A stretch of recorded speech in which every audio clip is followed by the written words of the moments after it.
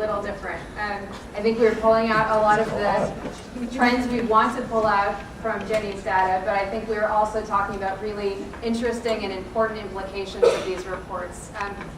Lee was making a point that when her table ran into a few tech problems, that this is a perfect simulation of what could happen in a team meeting, and that it's a very realistic thing to anticipate for when you train your program directors on the tracker.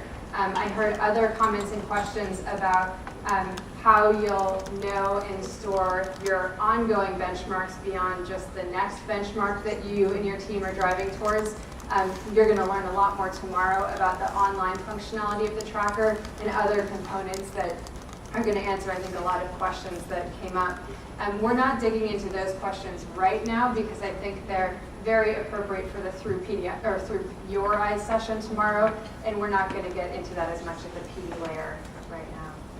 So what I'd love to do is just share with you a quick overview of trends that we saw in the data, hear any additional observations from you, and then take a few minutes to pull out kind of what this makes us think for setting up our PDs for round zero.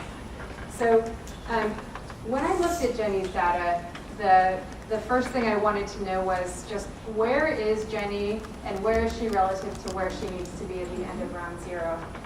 And I saw that in her second years, she's actually pretty close to her Unit 1 ready benchmark. 5 of her 8 second years are Unit 1 ready, and her benchmark, she's at 63%, her benchmark is 75%, and it looks like she's in a pretty good place. The thing that I noticed with her first years is that none of her first years are Unit 1 ready yet. She's going to have a lot of ground to make up in the coming weeks. I'm not that concerned yet because it's week 3. I do want to know where she is against her most current benchmark before I figure out how concerned I am. So when I go to look at Jenny's actual current benchmark, I see that she seems actually on track to where she and her core members are supposed to be in round zero. So she's met this week's benchmark of 5 second years being at Unit 1 ready. And beyond that, I see that all of her second years have their big goals in place, which makes me feel good about her closing the gap to her end of round target. I also noticed that she wasn't expecting for any of her first years to meet her Unit 1 ready target benchmark this week. The fact that she doesn't have any deliverables except for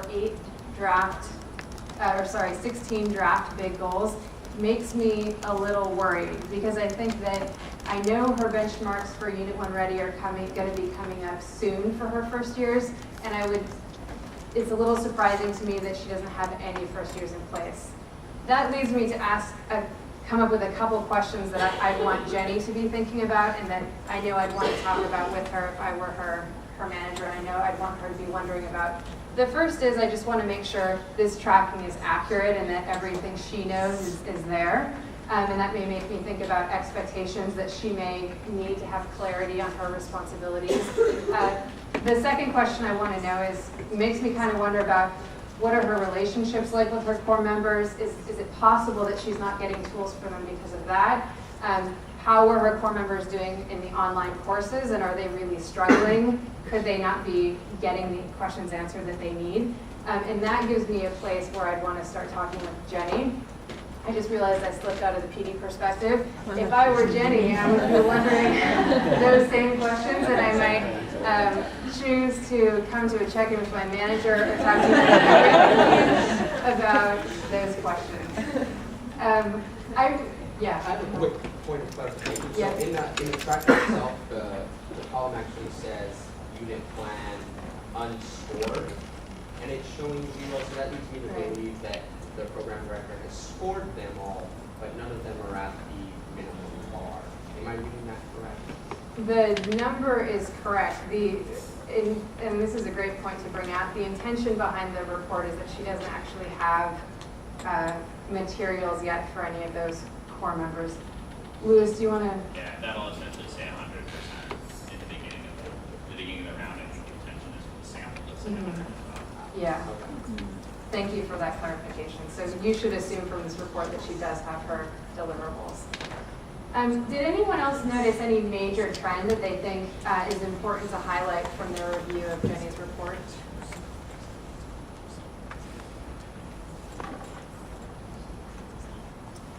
I think that actually may be a good sign, thinking about where we might want PDs to be in round zero, especially if they're new PDs. I think we do want our PDs to be able to answer our most important questions about where they are relative to their goals, and to have some questions and theories about why they are where they are. And I don't think we need to be getting super complicated with our PDs, but I think that it is a good question.